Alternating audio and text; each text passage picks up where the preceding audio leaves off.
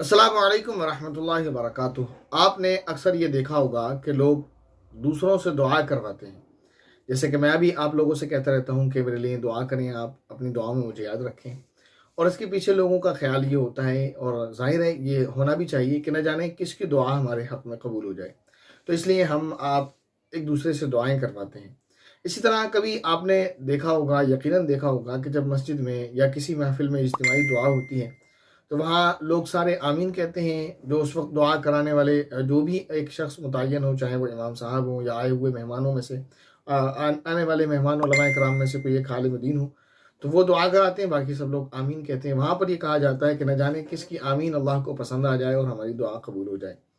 तो यहाँ पर इतनी बात हमें समझ आती है कि जब हमसे कोई बेहतर है अमल के एतबार से, अल्लाह के नज़दीक मुक़र्रब है, तो जितनी दुआ हमारी कबूल होने के चांसेस हैं, उससे ज़्यादा चांसेस हैं कि अल्लाह ताला उसकी दुआ कबूल फ़रमाए। इसी तरह अल्लाह ताला उसकी आमीन को कबूल फ़रमाएँगे, इस बात के चांसेस ज़्यादा होते हैं।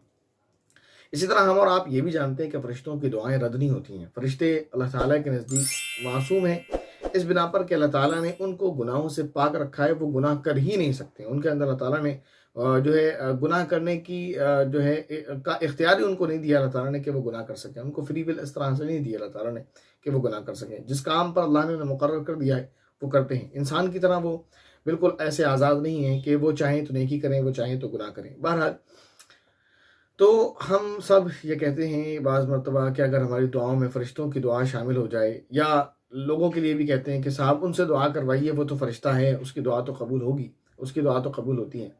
तो आज क्यों ना आपको एक छोटा-सा अमल बता दिया जाए जिस पर हम और आप अमल कर लें, तो इंशाअल्लाह फ़रिश्तों की दुआ हमें मिलने लगेगी। फ़रिश्तों की आमीन हमारी दुआ के साथ शामिल होने लगेगी। वो छोटा-सा अमल क्या है, कोई भारी काम नहीं है, ना पैसे खर्च करने हैं, ना बहुत ज़्यादा टाइम खर्च करना है और ना बहुत ज़्यादा मेहनत करना है। एक छोटा-सा काम है। वो काम ये है कि हम अपनी दुआओं में अपने मुस्लिम भाइयों को और बहनों को याद रखें, जिनको हम जानते हैं उनको भी, जिनको नहीं जानते उनको भी। अगर हम ऐसा करेंगे तो फरिश्ते की दुआ हमें लगेगी और हमारी दुआ पर फरिश्ते की आमीन भी होगी।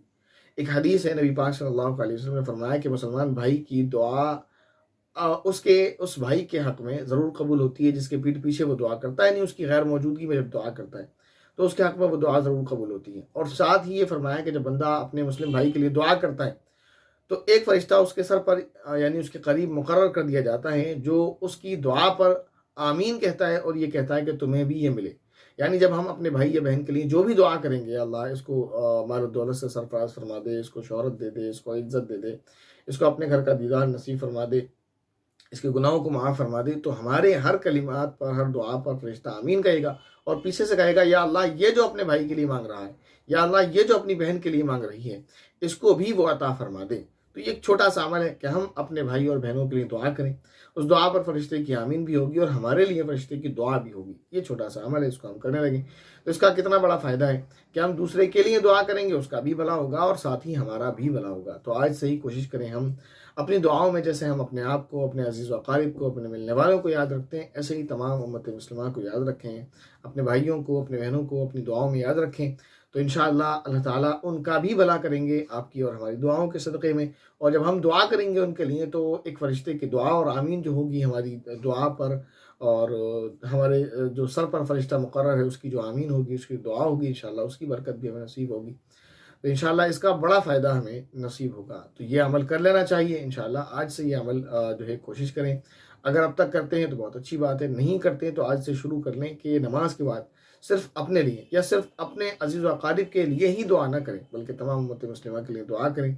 और किसी एक ख़ास फ़र्द के लिए भी अगर आप दुआ करेंगे तो ये भी एक अच्छी बात है, जो मौजूद ना हो।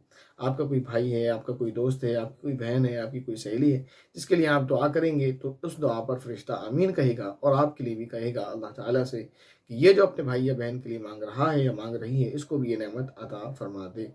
अस्सलामु अलैकुम व रहमतुल्लाहि व बरकातुहू।